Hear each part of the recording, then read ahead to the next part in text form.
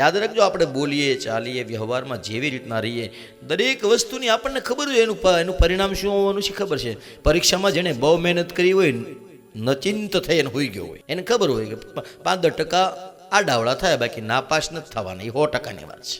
અને ઓલો જેણે કોઈ પણ પ્રકારની તૈયારી નથી કરી, એને પરીક્ષાની તારીખ થાય ત્યાંથી રિઝલ્ટ આવે ત્યાં સુધી હખે નીંદરે આવે નહીં. જો એને પ્રીત હોય તો, ન કરી તો એ બધું હાલ્યા કરતું હોય એમનું. હા, રૂટિન પ્રમાણે રહેતું હોય તો કોઈ સવાલ નથી.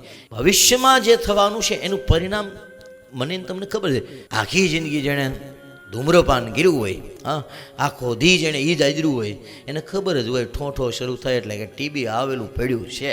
જે વ્યવહારમાં પરિવારમાં આખા બોલવાનું વર્તન હોય, હા, જેની તેની સાથે તડફડ હોય, એને ખબર જ હોય રોડ ઉપર નીકળશું ત્યારે આપણે પણ કોઈક દિવસ પ્રસાદી ખાવાના છીએ. તો એવા સમયે જ્ઞાન થઈ જાય છે.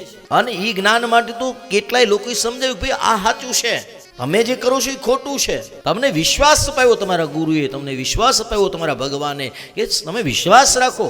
સવારમાં ઉઠીને તમે 1-2 વખત નામ તમારા ઈષ્ટ ઈશ્વરની સામે બેસીને માળા કરશો એટલે પાક્કું એ કર્યું છે એ અહીંયા નહીં રહે. ફરી એક વખત કરોડપતિ શેઠ મરી જાય, 1 રૂપિયો સાથે આવતો નથી.